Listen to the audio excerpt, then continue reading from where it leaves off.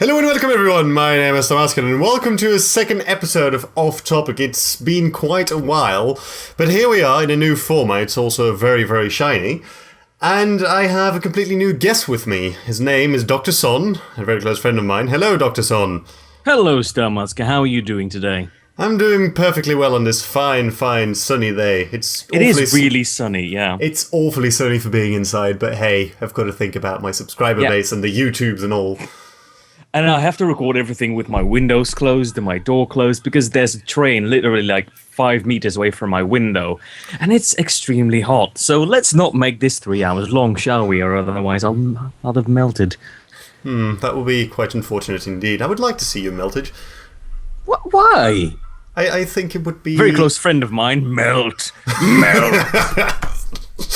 I don't know if that way I could take you with me almost everywhere, like in a little bottle. That would be fine. Friend, he's in a jar. Oh well. Anywho, introductory thingies. Yeah, introductory thingies. Yes, way to read off the script. Good job. This is all very fluid. We're not planned at all. So first of all, I'd like to ask you, Dr. Son, who are you on YouTube, and why should people watch you? I am Dr. Son. Well, that's my handle at least. My real name is unknown because I don't want people to know my real name and base their opinion of me on my real name and the things they can find of me on the Googles. So I created this character called Dr. Son. I drew his character and asked other people to draw his character, and the ball went rolling there, really, because I wanted to do some voice acting work. But I also wanted to do things on the YouTubes, because there's a lot of good content on the YouTubes that gets a lot of views. Okay. The most things that get a lot of views are from crazy 12-year-olds who like things like Justin Bieber, One Direction, and PewDiePie. It's quite sad in that regard, isn't it? Like, if you put, like, fucking so many hours into a video and it's like, this is my best work so far, and you put it online, it's like 50 views. And it's like, Justin Bieber getting his ass licked or whatever, it's like 50 million views, like, oh, why am I doing this? Oh. You get one comment and that's some guy saying gay and fake or first, something like that. Yeah. And I've got a steady subscriber base, people who like my work, who mostly like my voice, because I don't really do much in the way of consistently creating videos. I'm very bad at that because I have something called real life. Like, it's in the way of me doing fun stuff. It's annoying, isn't it? It is annoying. Extremely annoying. But the thing is that, like, your fucking bread and butter is your voice, isn't it? Like, you have one of the most amazing voices I've ever heard on YouTube, and... Well, thank you. Well, no problem. And people tell me, like, oh, your voice is quite cool, and then I listen to your videos, and I'm like, I want to be that. So yeah, I can see where you're going with the voice acting thing as well. Because on your channel, you seem to be going for the shorter but funny videos, rather than the lengthier playthroughs. I know you did a couple, but... Yeah, I did one of Black Mesa. I finished that one. And I did one of Far Cry, but I didn't finish that one because I felt that my commentary wasn't funny or interactive or cool in any way. It was just me playing the game and trying to say funny things in between, but it wasn't working because I just wanted to play the game and not talk over it. But I don't want to make it long as well. I find that difficult at times as well, because obviously, if I really want to do a Let's Play, for example, Rome now, right? I'd like to Let's Play it to some degree, but first I'd like to experience the game for myself and kind of familiarize myself with the concepts and, like, the story and all. Because if you're talking over a game with a rather strong story, which by all intents and purposes Rome is not, but that can really screw things over. Like, if you don't understand where the story is going, but you're commentating over it, that can be... quite annoying for the subscribers as well, because they don't know where the story is going because you're talking over it. And then, of course, you've got those people who get millions of subscribers, and all they do is play horror video games with a face cam and go like, oh my god, that is so scary. Oh god, no. See the next video to me see my other reactions. Oh my god, that is so scary. Oh my god. It seems cheap, did doesn't a it? perfect animation of that. Oh my god, this is so much different than the other video. Like, favorite, and subscribe. And I shall tell all my friends what this video is about. and it just spreads. But my videos and your videos and some other people who create really good content, they've got like 1,000 subscribers. That's just not fair, really. The world is not fair, Starmatske. Well, that's one of the, well, yeah, that's one of the things. But it's also like if you make a YouTube channel, you basically get thrown into a sea of people who produce all sorts of content, and so much content. Like, I myself have thrown maybe like close to 100 gigabytes on YouTube, which isn't much at all. And I think I'm closing on 200 videos at the moment, so I'm quite proud of that. But at the same time, like, if you compare that on a daily basis, what is thrown on YouTube, it's just crazy. It's absolutely mental. Like, the fucking terabytes and terabytes that go on that site every single day. So it's quite, well, I wouldn't say normal, but it's almost to be expected that if you're starting out a YouTube channel, it's going to be very difficult to portray yourself as a unique character and as a person that people want to watch, because obviously the main problem is they don't know you're out there. Like, they may like your stuff, but they don't know how to find it. So it's a very gradual process of just building a YouTube channel, making videos, and then eventually, I think, because I don't think I'm at that point yet, that people really start enjoying. Well, thanks. When people really start enjoying your content, they'll find it en masse, and then they'll go talk to their friends. They're like, "Hey, this guy's cool. You should check him out," etc., etc. And then that's mouth to mouth. And obviously, that's a lot faster than just saying like, "Hey guys, I made a video. Please tell your friends." So if you can actually get people to like you and get them to spread the word for you, then essentially you're making your subscribers do the work, which is what you're aiming for, I think. Like, it may seem a little out there, but in the end, isn't that what you're after? Exactly. And I'm one of those people who, whenever he advertises himself, he feels obnoxious. He's like, "Hi, I've got this YouTube channel. You might want to check it out if you want." I don't want to be like a bitch and go like, favorite, subscribe at the beginning and ending of every video, and have like a 20-second intro and a 20-second outro with some dubstep over it, and my Twitter, Tumblr, Ask.fm, all things added on that. I don't want to be that kind of guy. I just want to have fun and play video games and talk. Because that's basically what people say is like, okay, there's Dr. Son. What's his channel about? He's basically just talking. That's it. He sometimes plays video games, sometimes he doesn't, sometimes he talks, but yeah, I don't know, really. It's not really advertising, is it? Well, if it is, it's a very bad form of advertising, but there you go. I think that if you're just going in with the idea of, I want to have fun, then you'll probably be one of the most long-lasting YouTube channels, because I know of people that have tried it and said, like, okay, I want to make, like, videos that are not necessarily bad, not necessarily good, but, like, they're getting there, right? And they just go in with the idea of, I want to make tons of money on YouTube! And that doesn't always work off the bat, obviously. 95% of the time it doesn't work. Yeah, exactly, because YouTube monetization system is, just makes me tear my hair out sometimes, but whatever.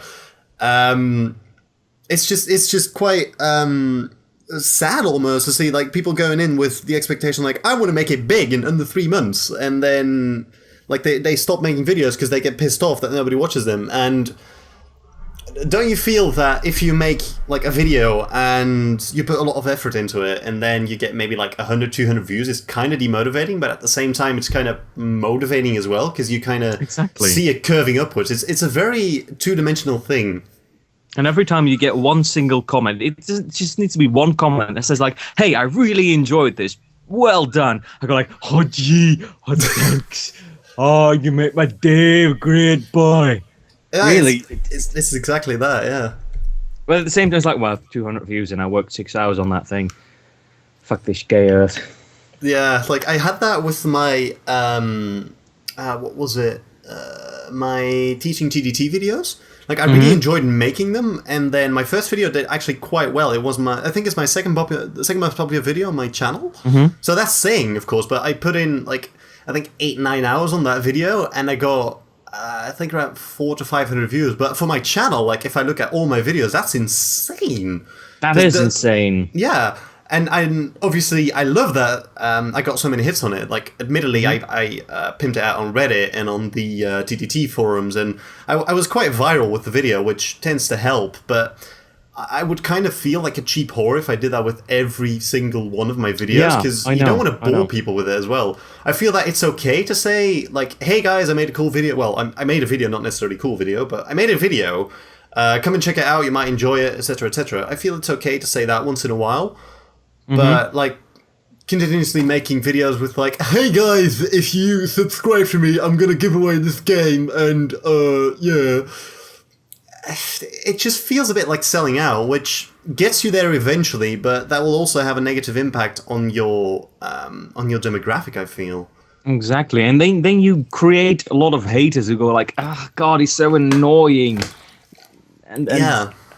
It's basically, I don't want to be one of those people who go like, hey, patients, what up? This is Dr. Sun talking, because I'm a doctor, yeah. Today we're talking about a game that I really like very much. Its name is StarCraft 5. Let's play a little game. And I play, oh my god, it's a Zerg Rush, whoa! Alright, that was the video, thank you very much. See you later, patients. Tell all your friends about my videos, like, favorite, subscribe, it really helps a lot. There are thousands of people like that. They'll get more views than I do. They'll get more feedback than I do. But I don't want to become one of those people because it's creepy. Yeah, like, that's one of my biggest problems as well. Like, from every now and again, like, I'll have a week that's like, just don't feel like making videos. It's like, it's so, just no. And, like, there's sort of the added guilt on that, because I have about, I think, 145-ish subscribers now, which I love all of them. I do, kissy. And I almost feel a little obligated there to, like, I have to produce a video because obviously they're subscribed to me and they're... Same here. They choose to follow me, so I have to provide some sort of content. But at the same time, I draw the line that we draw the line here. I draw the line there in the sense that if I don't feel like making videos, then I figure that my content is going to be crap anyway. And I don't think that is necessarily the way to go with my channel and my videos, because I think that the main thing why people watch my videos is not necessarily for the game that I'm playing, but I'd like to think that they're watching it because I'm playing it. Yeah, same with me.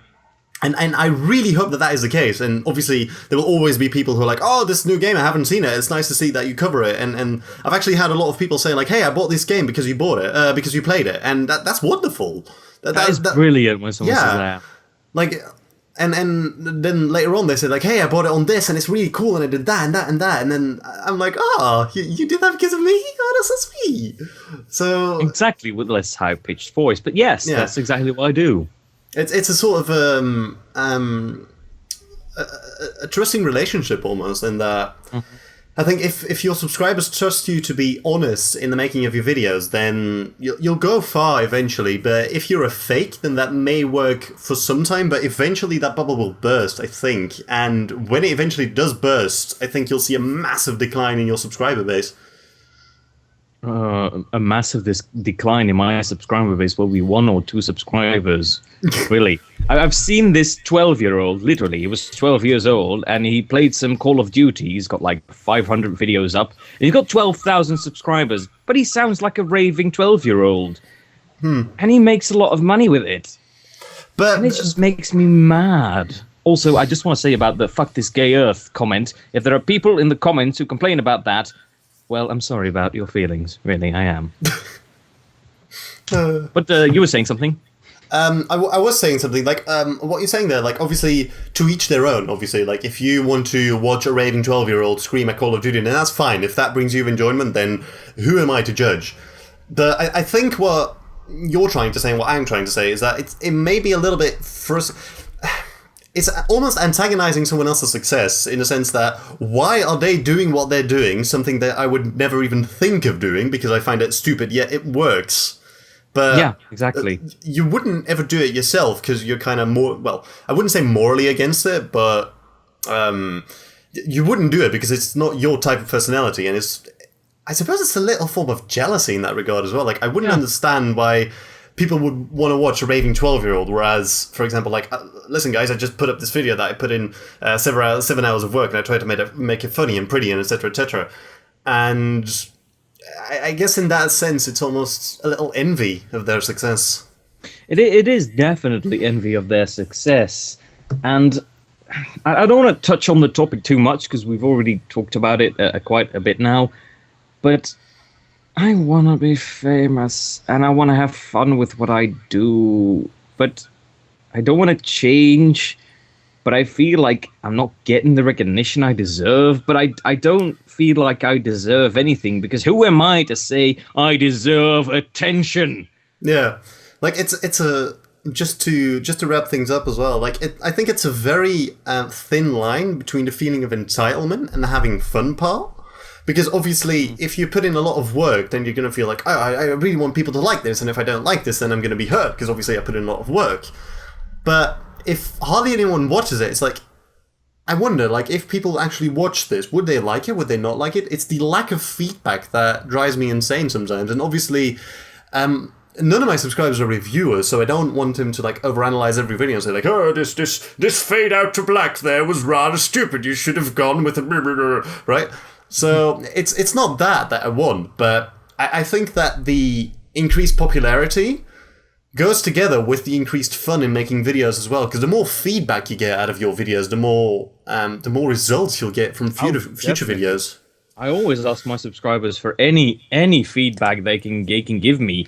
There's this one guy who subscribed to me, sorry for the pain click, Vinny40k, and he's a friend of mine in real life, and he always comments on the videos if there is something he disagrees with, like me shooting a full clip in a zombie without, doing a tap while using 1/3 of my clip and being able to shoot 2 other zombies.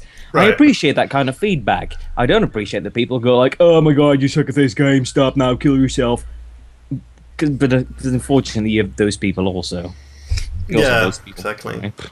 That's it's a very unfortunate thing indeed, and I too appreciate that feedback quite a lot because, like, it's quite difficult to accept sometimes. It's like, this guy in the comments, he's right, but basically he's saying that I'm sucking, but he's right. Damn it! You shut your damn face. You don't know anything.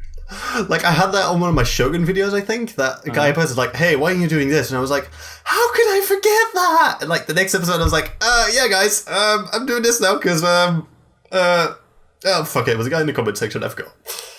I always say, when it's someone in the comments saying something, I think it's only nice. Because if you get feedback from them, why not say, hey, I got feedback from this guy in the comments, or this guy send me a private message saying that.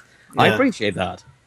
Because otherwise you can get tons and tons of feedback, but if you don't do anything with it, people will drop you eventually. Yeah, exactly. And that's one of the most painful things. Like, if I go into my analytics and I see, like, I think I've gotten, in a lifetime of YouTube, I think I've gotten like 180 or 90 subscribers. But like 40 or 50 of them have unsubscribed. And it's like, why did you leave me? What did I do wrong? Exactly. Why don't you love me? It's usually that I don't upload a lot of things over a large span of time. But that's, again, real life. Me doing internships, and stuff, me going on holiday, me not being able to record anything because I simply do not have the time. And the microphone. It's the same feeling. Oh, microphone. Yes, I've had a ton of freaking problems with my microphone. I got a good one now, I hope. You better be good. I'm shaking my microphone at the moment. There we go. Or that I basically don't know what to play. It's one of those problems with the gaming channels. What game should I play? Should I play the newest game? But 365,000 other YouTubers are doing it as well. Should I do more indie stuff? All right, I can do more indie stuff. Maybe indie horror. No, that one belongs to one of the Scream face cam YouTubers. I can't do that without people bitching at my videos. And then I buy a lot of games that I want to play for myself, and I don't know which one to play and put it on my YouTube. Yeah. Now, honestly, though, I think that, for example, if you take a look, like, I don't want to be too pragmatic about my channel, but like if you take a look at my channel, like obviously I'm doing XCOM at the moment. I'm trying to finish Fear because hey, that's working, and I'm doing like a little bit of like interjecting videos every once in a while. Like maybe I'll play. Maybe I'll play a couple of chivalry matches and put those. Maybe I'll up, play or, a couple of chivalry matches. or do some TDT and put that up. But it's been a while. Or there was another series along those lines that I did. Like, you know, the games that you can basically just like play a match of that they don't necessarily have a story, and then they're quite easy to upload. Like at Minecraft, for example, you can do that as well. You can play an adventure map and do that in 4 parts or whatever. You can play the Pyramid Adventure. Good idea. Maybe we should do that one day. So yeah, that works. But on the other hand, like if you take a look at my main series right now, that's I think at this moment XCOM. It's I wouldn't say an old game per se, but it's been out for like a year, going on 2 A years, longest time in video game land. Yeah, so I don't necessarily cover the newest games. I'm probably going to do some Rome content, but, you know, as I said, I want to familiarize myself with the game first. But basically, bottom line there, just do whatever you feel like doing. And if you do it right, then people will flock to you. Because, again, I don't think it's necessarily for the games, but for the actual person playing the games. I think that's where you want to go. Exactly. I can play a My Little Pony simulator and show it to people, and they're like, "Oh God, that's freaking hilarious!" Because I'm playing it, not because it's the pony simulator. Then again, pony simulators and ponies are really big right now. Don't even get me started on ponies. It's just it's Next episode of Off Topics, we talk 3 hours about My Little Pony and bronies. Stay tuned. No. God, no! I don't think you'll even make the 25-minute mark. No, don't think so. So, guys, that was off topic. We'll see you later. Which actually brings me on to an interesting question. Like, why did you start a YouTube channel in the first place? Because I wanted my voice to be out there, and because I was looking for a new hobby. Because I think that you made a YouTube channel before I did, didn't you? Yes, I did. And Yeah. now you have almost more subscribers than I do, because you are a consistent uploader, and I'm a little... I'm not. Like, I wouldn't necessarily say that I'm a consistent uploader. Like, if I record a bunch of stuff and I really feel like making videos, then I'm quite consistent. But if I go into one of those weeks and I'm like, not today, I want to stay in bed, I want to, It's like, between that and playing Your Republic and watching Stargate, it's quite hard to make videos, honestly. True. I mean, we're doing this on our free time, people. We don't have a lot of free time, and the other part of our free time goes to friends, family, and girlfriends. Yes, we have girlfriends. Would you expect that? We're internet personalities. I kind of have a problem with internet personalities. Like, no, you're only famous on the internet. Outside, you're nobody. But aside from that, we have got other things to do. No one pays us to do this stuff. Heck, no one even ever, well, one guy, one company, ever paid me for my voice work. It's just, we're doing this for fun and for you guys, because we love you. I even did a thank you video to every single one of my 100 subscribers when I did. I saw that. That was fucking amazing. I sent that to a bunch of people as well, because I think I sent that to Stayfair at one point, and I was like, he just hit 100 subscribers, because I was like on 70-ish at the moment, and he was like on 60. That was back in the day when we were doing a lot of YouTube stuff together. And I was like, look at the fucking effort he's putting into a fucking thank you video. This is amazing. That was one of the most genuine thank you videos I've ever seen. I was like, is he really naming them all? That was literally incredible. Like, and if you're listening to this, is it a podcast? I suppose it's a podcast. Let's call it a podcast. Yeah. If you're listening to the show and you haven't seen that video, I urge you to go onto Dr. Son's channel and check out that video. It is amazing. Like, you can literally... I was so impressed by that. It was incredible. Like, I'm still quite amazed that you actually went through the trouble of fucking writing them all down and then reading them out. And getting a special thank you for everyone. Yeah, exactly. You know how hard it is to say thank you or you're great in 100 different ways? It's hard. That was one of those. Like, how many bloody synonyms did you use? It was mental. Yeah, that was back in the day when everything was fun and innocent and not so dramatic. Yeah. The thing is though, like we're talking like we're some two YouTube vets, but like We're not even on it for 2 years. in reality, we're like two very very small time YouTubers. Heck, not even small time. Yeah, not even that. Basically, just like hobby YouTubers. Basically, Like, yeah. very very out there. But, yeah. But it's an interesting topic, obviously, because I think you made it because you, as you said, like you wanted a hobby, and then you went on with the Black Mesa things. That was one of your first things, wasn't it? Yeah. Because I really, really like the Half-Life series. I've played Half-Life 1, Blue Shift, what was the green one called? Opposing Force. I've played Half-Life 1 again. Can I Played can I be Half-Life like 2, Episode 1, Episode 2, everything. Lost Coast? Lost Coast? Yes. Like, Back in the day when it came out first. Can I be like super honest? Like, I've never ever played through a Half-Life game. Oh, you should. It's really well. I think it's really good. I can't say know, it's so- really good. No one can ever A lot say of that. people have actually told me that I should really do it, but it's just one of those things, right? It's like I should do that at some point. Like, it's one of the things. Like, I should finish Dead Space. It's Exactly. like, I am oh, God. actually playing Dead Space at the moment, and I've played it last 2 days ago, and before that, I've played it like every single day. But I've got. Let me check my Steam. How many video games do I have that I either have started or haven't started at all and need to finish? I've got about 20 or 30, 34 games in my Steam library. I still need to start Assassin's Creed Revelations, Burnout, Crisis, Dota 2, Medal of Honor, The Story of Left 4 Dead, Mirror's Edge, Risen, Sin. Those are only the games on my Steam. Right. You buy these games in the shops. Oh man, this is a really good game. I should buy that. Like L.A. Noire. It's been laying on my desk for 2 months now. I know. Like L.A. Noire, I first bought that on the Xbox, and I was like, this game is amazing. And then something else came up. I don't know what it was. I think I started playing Bioshock at that one point, and I was like, Bioshock is amazing, and I kind of forgot about L.A. Noire. And then later on, in one of the Steam sales, L.A. Noire was like for €7.50, and I was like, "Oh yeah, I've got to buy that. I still got to finish that." And I kind of transitioned from console gaming into PC gaming. I think about 2 years ago. Like, I bought a pretty good PC, and I was like, "Fuck these consoles! Like, I can't physically do it anymore. It's too much hassle and like the disc-based games. Like, they didn't work anymore for me." So I was like, PC now. So I bought most of the games I had on console on Steam. So I was like, okay, I've got them all into one location now. And I started playing L.A. Noire again. And I was like, oh yeah, L.A. Noire is amazing. And then something came up again. And I went through like halfway through that game. And it's really good, but I still have to finish it. A question to everyone watching this video beyond the 34-minute mark. Jesus Christ, those you people have lives.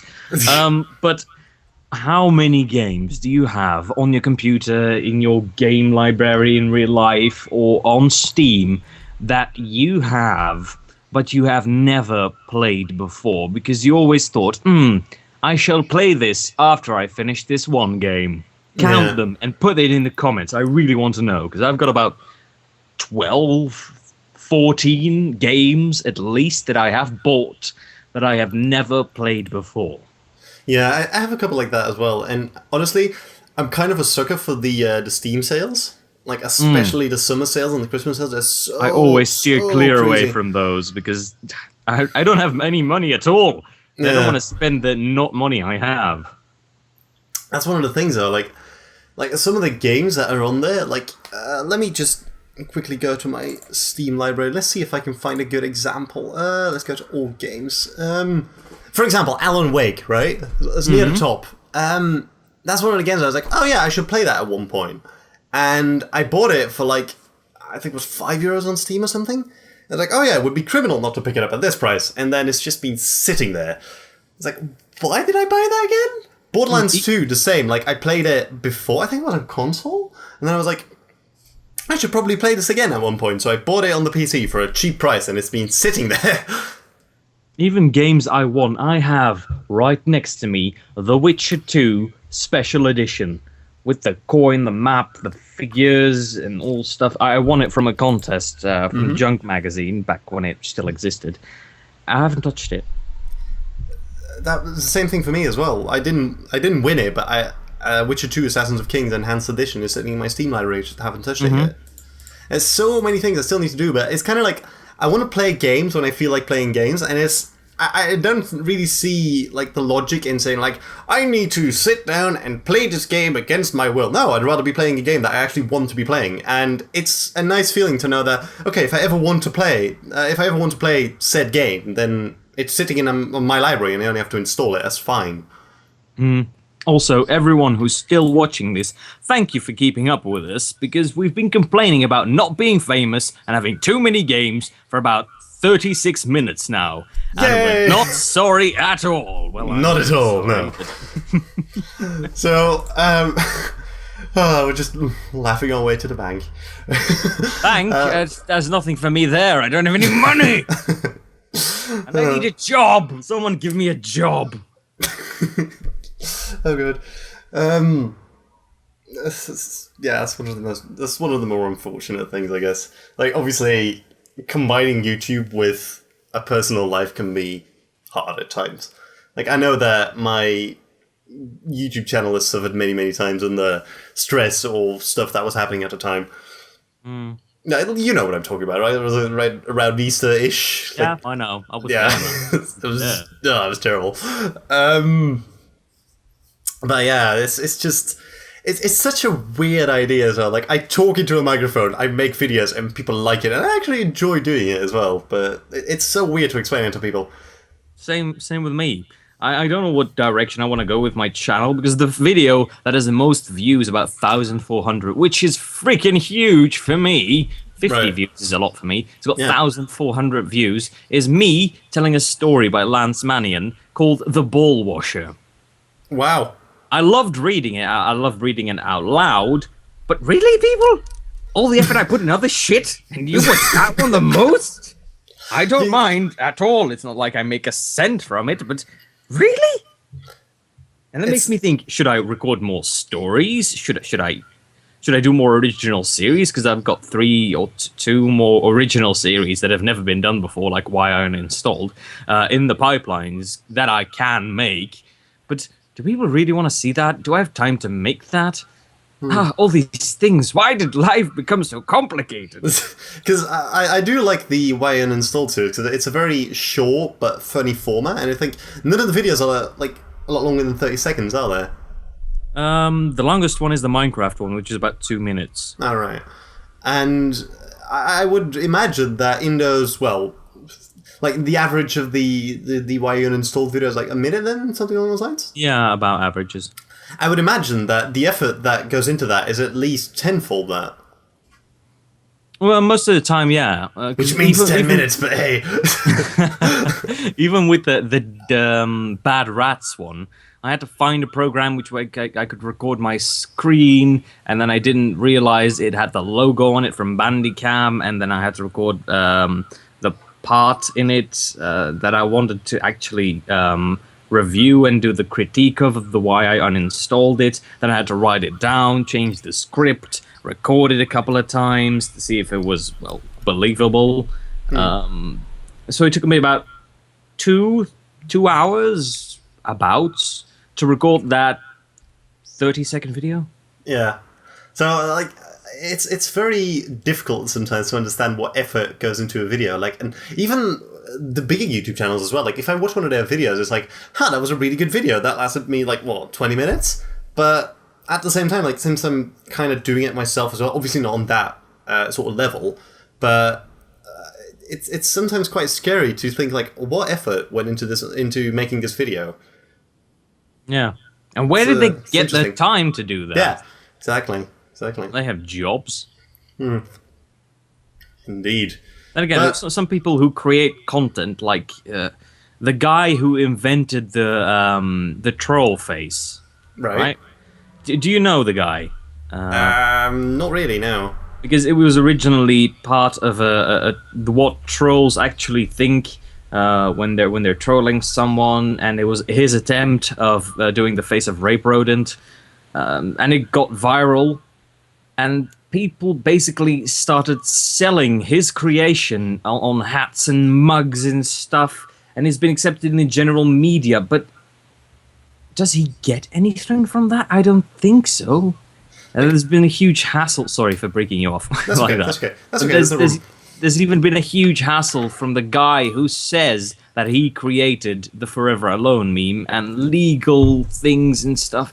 And it's just, why do people keep selling things that they know aren't theirs? Well, it's interesting that you say that, because obviously, like, if we want to talk about something that is as viral as the memes in our internet society, then that's fine, and I think that's quite possible. But on the other hand, it's something that is extremely viral, so it's almost like a TV program in that regard as well. Like, they make t-shirts out of that, they make hats out of that, they make mugs, that's all fine. But as soon as it's something from the internet, there seems to be some sort of added some sort of black spot almost. Like, it's from the internet, why should it be allowed the same rights? Yeah, like, why should it be allowed the same right to something else? Like, is it really that different, or is it really the same? It's quite an interesting discussion in that regard. But at the same time, if you say, like, why would they sell something that is not, quote, legally theirs, that kind of puts YouTube into an interesting perspective as well, because if you do something like we do, like commentating over games or just even reading a book out loud, like, is that legally yours? Is that video yours, or is it content? Yeah. Is the content, like, of the video game developer, or is that for the author of the novel or whatever? It's a huge grey area, really. It is a very, indeed, it's a very, very grey area, and you have indeed very different shades of grey in that area as well. Would you say there were 50?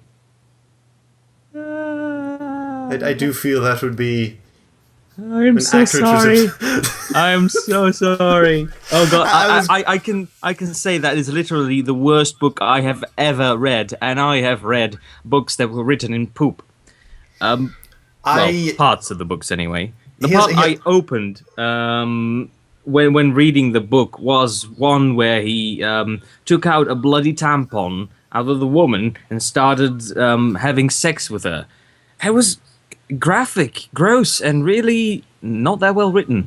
Yeah, like, my girlfriend read them all, and she was like, I just wanted to read them. They were okay. They weren't that special. So I was like, okay. And I think a couple of days ago, she asked me, like, have you ever read them? And I was like, no, woman. But why would I even? I do admit that I read the first chapter of the first one, I think. Mm-hmm. And, like, after a couple of lines, I was like, I'm gonna go back to Game of Thrones. This is ridiculous. Mm-hmm. Like, literally, any fucking line you will find in Game of Thrones is better than anything you'll find in 50 Shades of Grey. I claim it. I call it right now. Dude, everything in Twilight is better than 50 Shades of Grey. And I read the 5 first pages of the first Twilight book. View link in the description. If the... oh, you content plugger, you. Like, if the movies are anything to go by... Mm-hmm. I don't know. Like, according to a lot of my, admittedly, female friends, but apparently the books are not that bad, but the movies are kind of atrocious. Well, that's because you've got Kirsten Stewart, who can do one look, one facial expression. Oh, dear Lord, I watched Snow White and the Huntsman the other day with my girlfriend, and we both were like, what is this shit? Exactly. You got Liam Hemsworth, terrible. And then you got her. Why would you even cast her in movies? It's like, what's that one actress called from Sex and the City? I have no idea. Yeah, the main actress. Sorry, I got to Google this. Google. Because an ex-girlfriend of mine had me sit through the first 2 movies, and I literally almost scratched my eyes out. Welcome to Off Topic. We sometimes talk about philosophy. Now we're talking about Sex and the City. Sarah Jessica Parker. Oh, that one, right. Is that the one that act for shit? And is that the one that kind of looks like a horse? Yeah, yes, it looks like a horse. Why does she keep finding work when I don't? There's jealousy again. Yeah. And my chair is Why squeaky. don't I look like a horse? I wish I looked like a horse so I could get a job. There you go. Jesus, yeah. You can walk down to look. Anywho, So I'm gonna have to cut that out. why? It's a little bit It's- of Dutch there. Our native lingo shouldn't be permitted on the YouTubes at all. Why not? Because most people don't understand and it drives them insane. Everybody loses their PewDiePie minds. does it, and they think he's quirky. So I want to be quirky. Oh, well, there Look at you me go. being quirky. You can't really look at me because you can't see my face because I don't think it's important. But to come back on what you were saying, like about the memes, right? Because I think it's quite a good example of like almost internet culture. It's something that if you go on the internet, you've probably seen it once or twice. Like it doesn't matter who you are, but you've probably come across them once or twice. And it's one of those things like. Don't you feel like, for example, if you identify yourself with this is from the internet, or like, even if you wear a fucking t-shirt saying How Stark on it, right? People kind of look at you funny. It's like, why are you wearing that? It's like something that I'm interested in, something that I like. Why can't I wear that? Whereas, Oh my god, if you're such wear, a nerd. Yeah, exactly. But if you wear like a Simpsons t-shirt, then nobody bats an eye. Of course, it's because it's from the internet, and there are only weird people, trolls, and 12-year-olds on the internet, and little girls who kill themselves. Wow, you went there. Yeah, I went there because it makes me mad that so many people kill themselves of cyberbullying. It's a real problem in schools as well, because I went on a couple of talks to get a job, because as some of you might know, I'm a teacher, and we always talked about the problems of cyberbullying. Right. It's a real problem. Huh. You actually talked about that during job interviews? Yeah. Oh, interesting. What is your idea? How would you talk about it with the pupils? What would you do? Basically, I don't know. It's well, if I can just touch on that, because that is it's a very deep, like, it's a subject that needs addressing almost. Like, if you're going to talk about internet suicide, or maybe just internet suicide, or just suicide in general, the first thing you've got to ask is where is this coming from? Because obviously, every action has a cause in that regard, and certainly when we're talking about something like this. But with the internet, it's quite easy to say whatever you want to say without facing any of the consequences, because it's so anonymous, right? But obviously in real life, if you do that, then there can be punishments, such as in school. Like if you bully someone and the bullied pupil goes to the principal or whatever, then serious actions can be taken against the bullies, right? Yeah, exactly. And not that it's always handled in the correct way, which drives me insane, because hey, I had quite a lot of experience with being bullied when I was a kid as well, and it's me as well. Yeah, it's atrocious, really. Like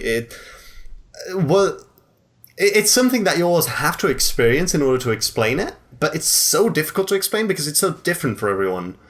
In the sense that what it does to your confidence is just utterly disgusting. Like you will literally start to think like I'm worth nothing. Like the contributions that I can make to the school and society and my life in general are just so non-existent that I better go and kill myself. And obviously that's quite extreme, but that's what it can lead to, which is why it's such a serious topic, and that's why it needs addressing. But then again, there are people who do kill themselves, but for all the wrong reasons. I'm not going to touch on it because I don't want any repercussions of someone leading this back to me that I don't care about the people who kill themselves because of internet bullying. But that being said, girl... if I can just interject like one really quick, is there a right reason to kill yourself? Is there? Is there a right reason to kill yourself then? Oh, heck, there are a lot of right reasons. When everything is wrong in your life, you have no one to hold on to. And everyone hates and despises you. No one loves you. Everything is taken away from you. You live under a bridge without any friends, without any reconciliation to anything. Shit, I would understand. But still, I don't think it's the right thing to do. You should never kill yourself. There's always a light at the end of the tunnel. But exactly, I sometimes can that's what I understand mean. why people would do that. Yeah, I guess. But sorry, I cut you off there. Yeah. Basically, this one famous girl on the internet. I think it's Amanda Todd. I think is her name.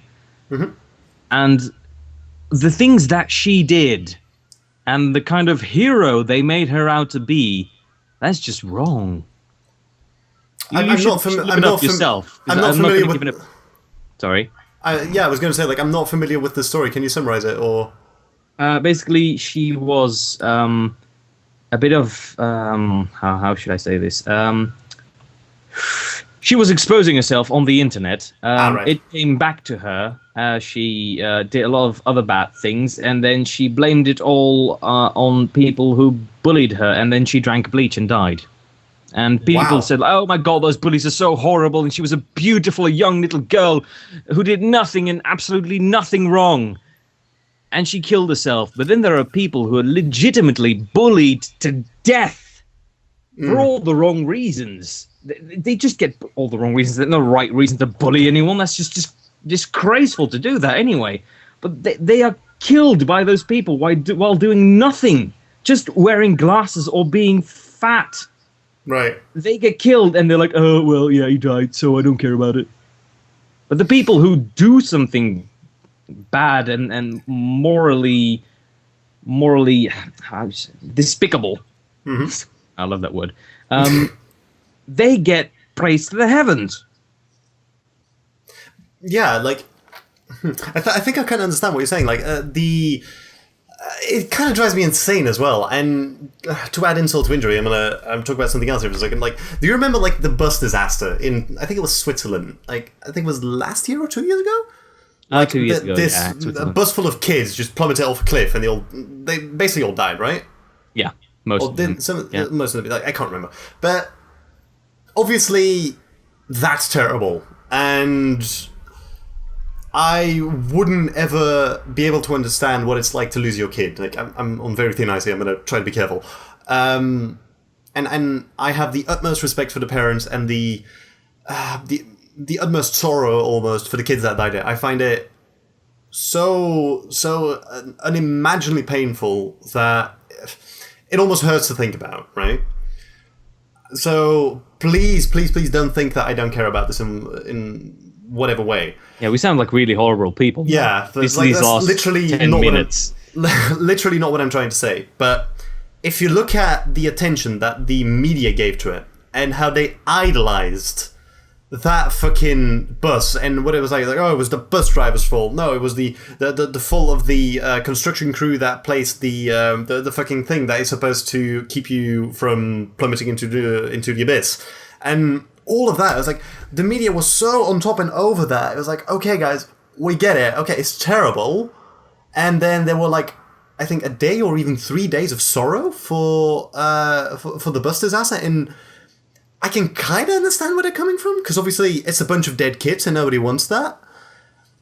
But at the same time, it's like so many things in the world are going wrong. So much misery and so much deceit and hate and racism and war and killing is going on. And this is what the media brings us? Like, that is all they can talk about for that. Like, yeah, this bus of 12 kids, they all died. Like, I get it, because it's bad and it's terrible. But please, stop idolizing these things. Like, people almost want to try to kill themselves to get that sort of attention. And it's like, it blows my mind. How can you possibly be that into reporting such a thing? Like, obviously, again, it's terrible. But they were like, up in the parents' face as well, like, yeah, tell us how it feels. Like, yeah, your kid just died, right? Like, tell us how it feels. They're like, oh, look at the view ratings, they're going up. Keep going, prod them a little bit, make them cry. It's like, why are you doing this? Leave these fucking people alone. They've got enough misery. Like, what in the Jesus? Who watches this stuff as well? Like, I was like, okay, it's terrible, but I refuse to read any articles or watch any interviews. I was like, this is disgusting. It's disgraceful. The people who got it the worst are the family of the bus drivers, really. Yeah, Because they're getting blamed for everything. It doesn't Yeah, matter it's if they did something wrong or not. No, they did it in the end. Even their names got scrapped from the memory plate that's been put up near the tunnel. Their names have been taken away from the plate. I know, Can you right? Like, believe it? how bloody disgraceful can you, like, what are our priorities, really? Like, is it really about the sorrow and about the, like, the grouped guilt almost? Or No, it's about finding the person who's responsible. We need to be able to point a finger to anyone. exactly, you need a scapegoat for that, don't you? Because otherwise, otherwise it would be so hard to actually deal with problems. Like, treat them as a responsible adult or even as a responsible human.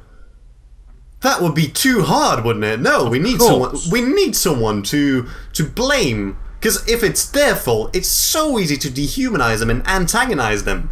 That it's all their fault and we had nothing to do with it at all. Like, obviously, if a bus goes off a cliff, then there's little you can do about it, sitting behind your computer or whatever.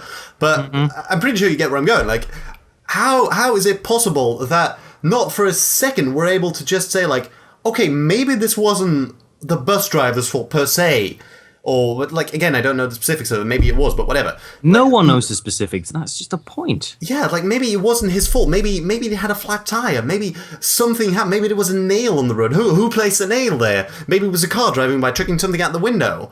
Like, why didn't the cleaning service get the nail? Like, eventually, it's the guy who ordered the people to make the tunnel in the first place. Yeah. It's like, you put my kid's life in danger. Why? Because you ordered a tunnel there. It's like, no, not at all. Like, if you drive safely, then that shouldn't be a problem. Okay, so it's the bus driver's fault because he was driving the bus, right? No, maybe it was the bus's fault. So maybe it was the construction of the bus that was faulty. It can go so far, and it gets ridiculous. It's absolutely insane, and I despise the media and even the social media like that as well, because I hate the people who, like, post the pictures of like a candle or whatever, like this for your support for the parents. Yeah, I'm pretty sure they'll appreciate that. Their fucking kid is dead. One prayer. Exactly. Like, one life is one like, and then with like the added candles in the picture, I was like, oh, this is disgusting. Their kid is dead. Like, who are you to sort of say, like, oh, I feel for you? No, you fucking don't. You really, really don't. Like, you can say, like, oh, I'm so sorry for you. No, you're really not. Have you lost a kid? No, then shut up. I'm just trying to be supportive. Well, yeah, exactly, you're not. You're making things worse. Stop it. Literally, just stop it. Go away. You're all being too thick about it, and it drives me insane. Like, even... like, to talk about a little bit of a taboo as well, like, if you want to go to the war in Syria, like, right now, they're voting on whether or not to go there and take action, as in America is saying, like, should we send our army? I'm not going to say that I'm for war, but how fucking long have we allowed this to go on? The world in general. Years and years. Like, I get the fact that there are people who just want to see the world burn, and I know that that's from Batman, but it's kind of true. Well, that's not originally from Batman. Probably not, but it's just, Anywho, it is said in Batman. Yeah. But yeah, you're right about these things going on for years and years and years. No one doing anything about it, and then when they have some financial gain to get, they're like, maybe we should invade.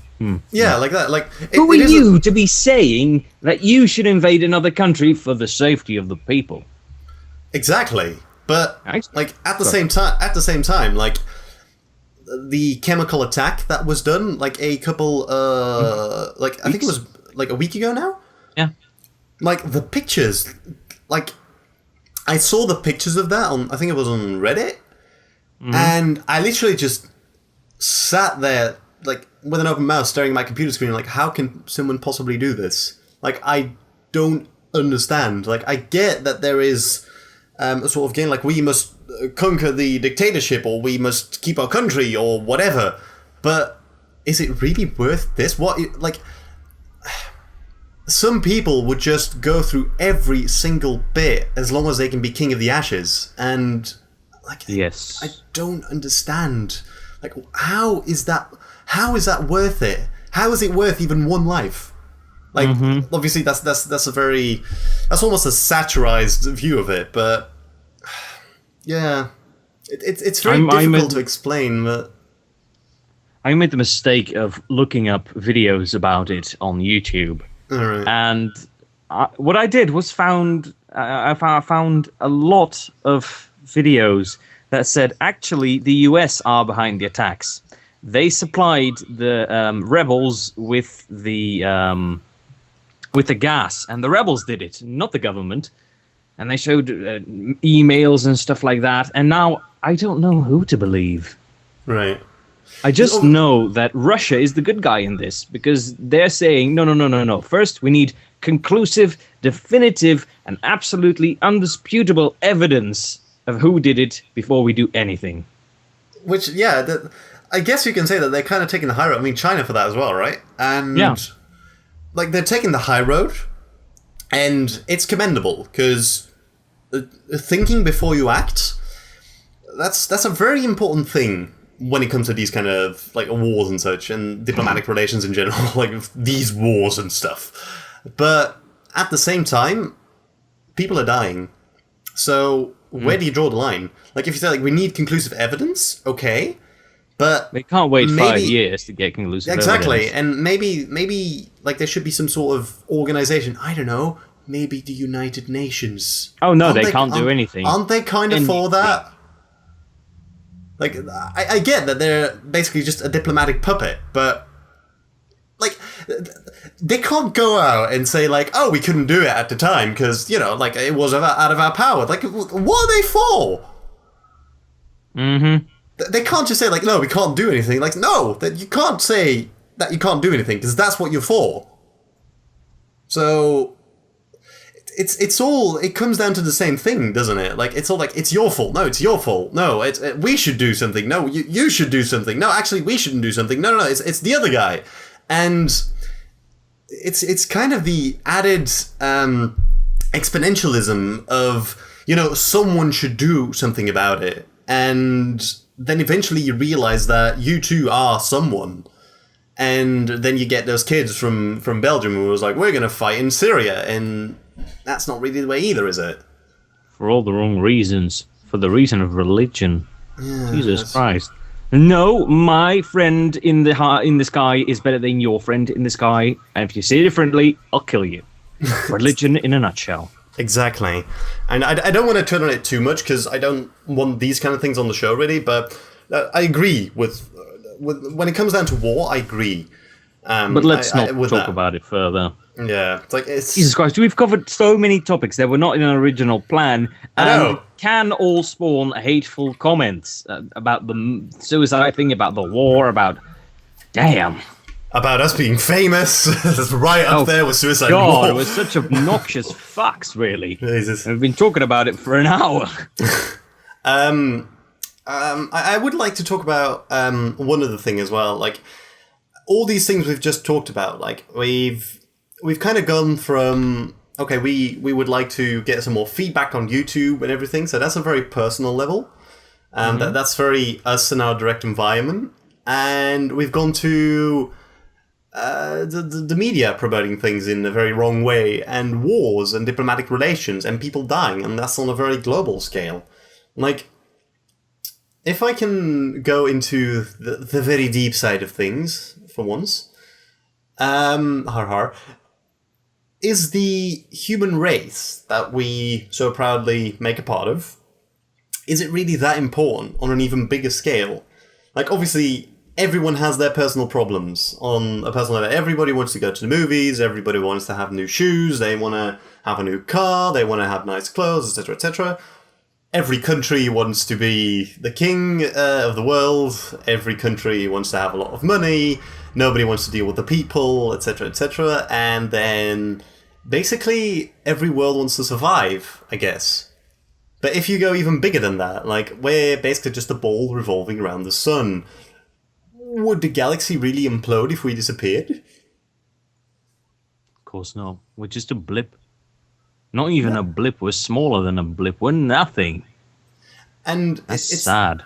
It is, isn't it? Like, it makes me...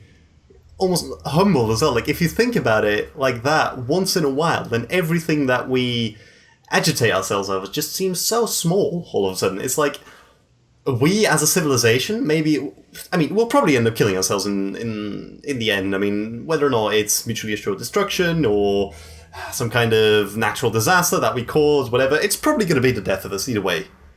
Mm-hmm. But then again, what will we leave behind? I mean, what will there be left to kind of like show for the once mighty and proud human race that populated this globe called Earth? There is actually a series about that, Life After Humans. I recommend you see it, and it's basically what would happen to the world, the buildings, the animals, if humanity just disappeared like that. And it showed the progress over 50 years, 57 years, 100 years, 1,000 years, and basically 10,000 years in the future, there would be no evidence of us ever living on this planet, ever having lived on this planet, which is frightening, really. How does that work, really? Because we can find things from 10,000 years ago. Yeah, but it's basically when a spaceship hovers over the Earth, everything will be overgrown by nature, and animals will be roaming free. It'll just be like there were never any humans. Some things might stick out a tiny, tiny bit, like the pyramids. They might stick out like a meter or so, but you can't see them from outer space. And everything we create now will be taken back by nature. Just look at houses that have been empty for 50 years. Yes. Imagine that. Tons more, tenfold I was going to say, but 10,000 fold. Times millions, yeah. Like, I, as you know, I went to Mexico in the beginning of July, for like, better part of 2 weeks, and we were there, and Mexico is kind of the heritage site of the Mayans, right? And we went to a couple of those places, and we visited, for example, like one of the New World Wonders there, like the Chichen Itza monument, like the big Mayan pyramid. And we visited this one site that they found. Like, it wasn't completely dug up by the archaeologists just yet, because they ran out of money. And it's quite humbling because I was on top of like one of the only pyramids that you're still allowed to go on, because, you know, sometimes Americans fall off and then they sue the site and then they lose a little money. So they say like, no, you can't go up there anymore. And so yeah, I was on top there, and I was literally just like watching over the jungle, and there was jungle from every single way that you can possibly see. It was quite humbling as well, because then you feel rather small. It's just literally just green everywhere. And you look down and you see this like small site with like a couple temples, but most of it was still overgrown, as in the condition that you would find it in, like in the jungle. Basically just like, you know, some farmer like letting his dog run or whatever, and then running after and then tripping over a stone, like, holy shit, what's that? And then that's how they find these things. And we were there, and so many things were still overgrown, and I was like, it's literally just a heap of rubble. That's all it is, with trees and green and moss and grass and beautiful and whatever over it. And it's so tranquil, almost like it's so serene there. It's the feeling is rather incredible, because obviously all the things that they renovated and stuff, it's quite nice to see, like, oh, this is how the Mayans lived and whatever, but you really do get to see the result of something that was barely 1,000 years ago.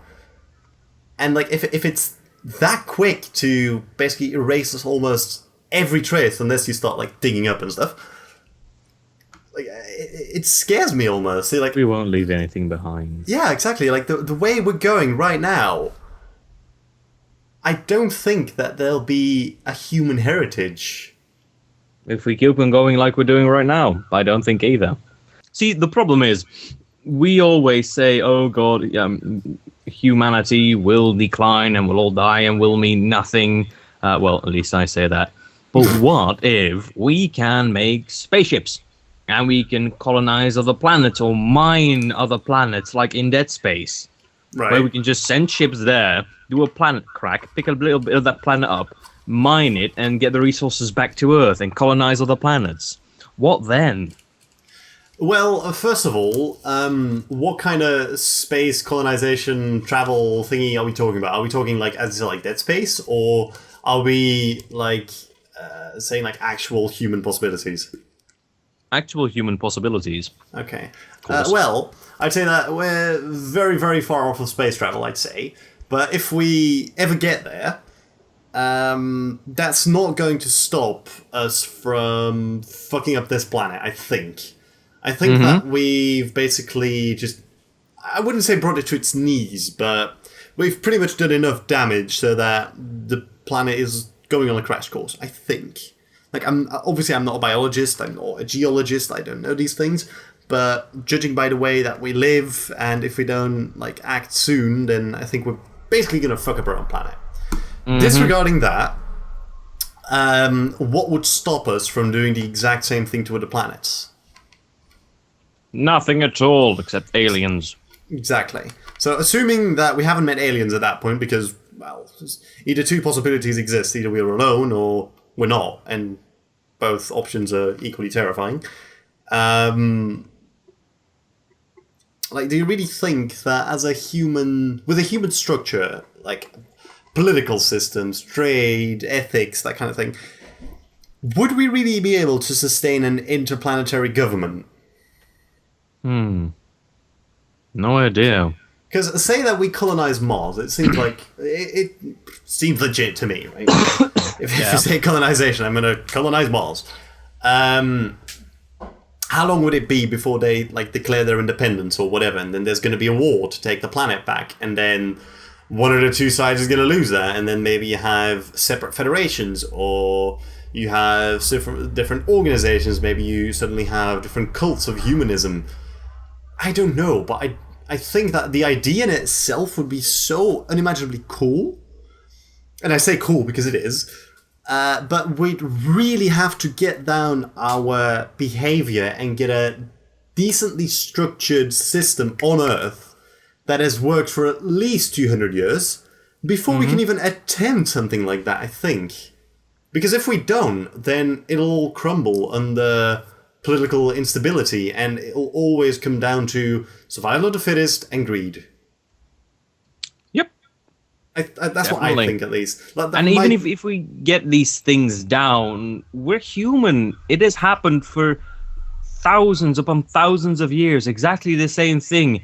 It won't change when we colonize planets. It'll just get bigger. Exactly. It'll just be on a bigger scale. And honestly, are we really... If you're an alien, right? And if you're sitting out there in a spaceship, orbiting Earth or whatever, orbiting the new colony, and you see humans work or doing whatever as we're doing today, would you really want to meet us? Would that? No, would I'd be like, damn, these people haven't got their shit together. I'm out. Yeah, exactly. I would be like, run, please, just run back to wherever you're coming from, because the dread that is the human race is coming. And heck, even if you want to take over the human race, it's just like, we'll wait 50 years, they'll destroy themselves. Exactly. And if it's that easy, then what kind of a player are we really? We're pretty sad. I'd say, like, there's not a day that goes by that I don't marvel at the things we've achieved as a civilization, as a race. Huh? But those things, they're almost an insult to intellect if you see what's going on the other side as well. Like, look at what we did, yeah, but look at what we did. Exactly. It's like, we've got the new iPad 15,000, and now it's more even flexible, and it can bake you pancakes, and it can give you orgasms and everything you want.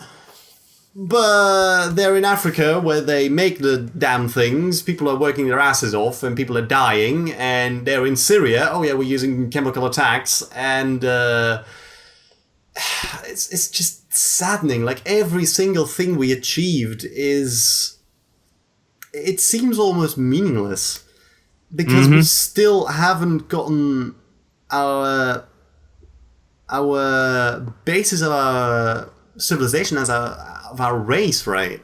I mean, we're still not able to communicate with each other on a decent level. I mean, okay, well, like, there are some unions, like generally the West, the East, like, we're able to do that, right? But as long as there are so many countries that are at war with each other that have like differences in itself is okay because that's what makes us unique and interesting.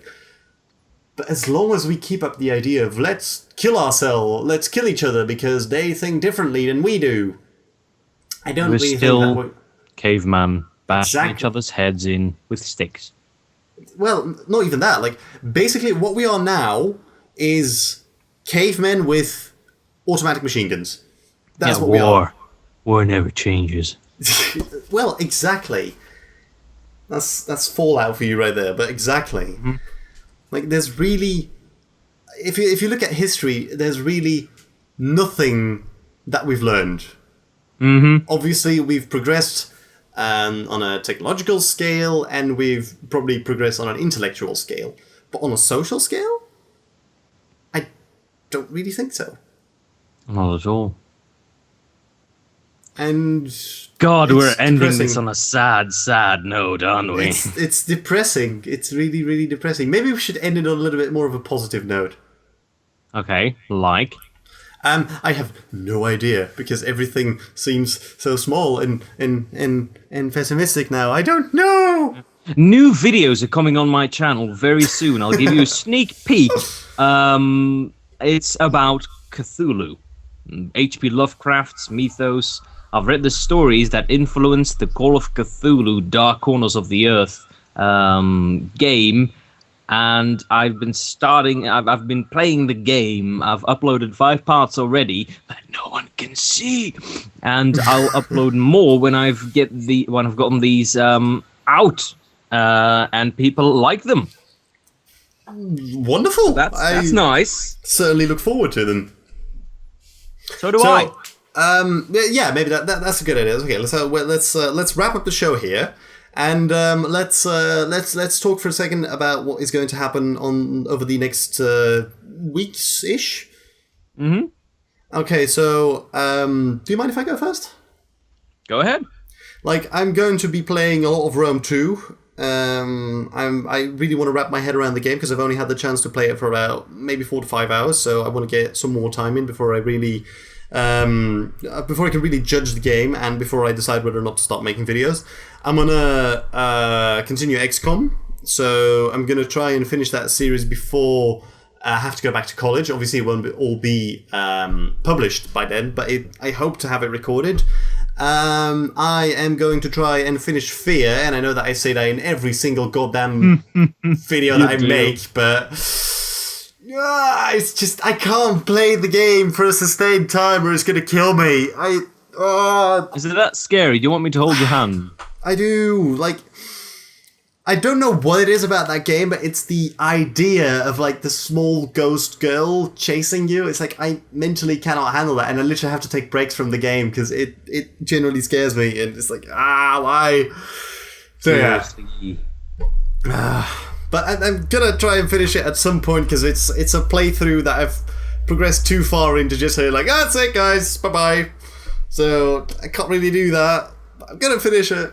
I'm going to try and see whether or not I can do something more about teaching TTT, but I honestly, I don't think so. I've kind of lost the motivation to do it, but I'm definitely going to finish it, but it's not going to be anytime soon. And other than that, yeah, stay tuned for Rome 2, I think, because that's probably going to happen. Nice. Very nice. I'm looking forward to that. And what's going to happen on your channel? On my channel, you will see the Call of Cthulhu. I will also try to make more why I uninstalled videos, and I've got a new series in the pipeline that I'm currently writing on. It's called Dr. Son's Weekly Video Game Quotes.